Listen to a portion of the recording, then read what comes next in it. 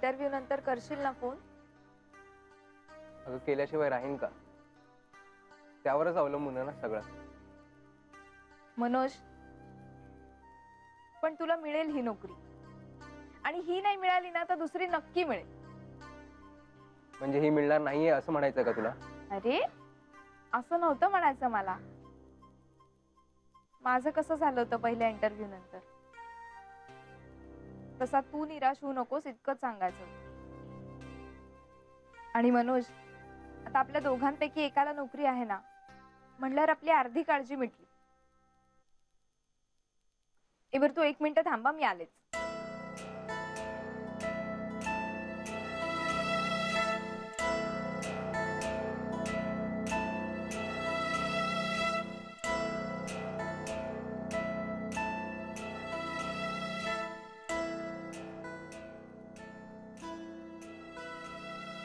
हे घे.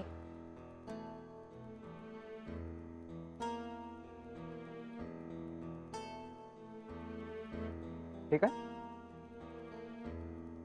नकोय मला हे. अरे असं काय करतोस? कधीही लागतात पैसे, ठेव बरोबर. माझ्याकडे नोकरी नाहीये, पैसे नाहीयेत, ह्याची सारखी सारखी जाणीव करून देतेस का तुम्हाला? मनोज, अरे असं करेन का मी? उलट 4 चौघांमध्ये तुझा अपमान होऊ नये, पैशांसाठी मान खाली घालायला लागू नये म्हणून म्हणते. फक्त हे असे उपकार घेऊन मान राखू का मी माझा? हा, नकोय मला हे. आणि हा फोन पण देऊन टाक त्याला. दे आणि दे त्याला. तुम्ही द्यावे म्हणून मी नव्हतं सांगितलं माझ्याकडे फोन नाहीये, पैसे नाहीयेत.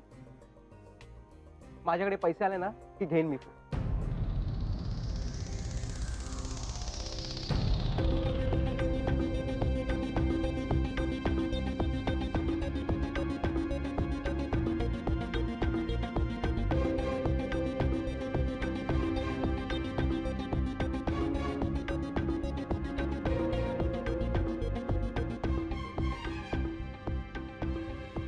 चित्रा,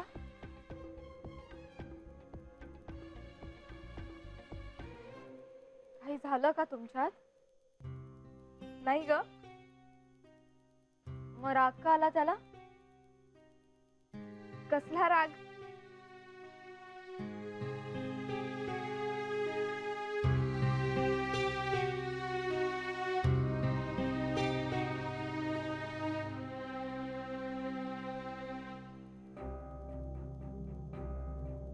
त्याला कुणाची मदत घ्यायला नाही आवडत.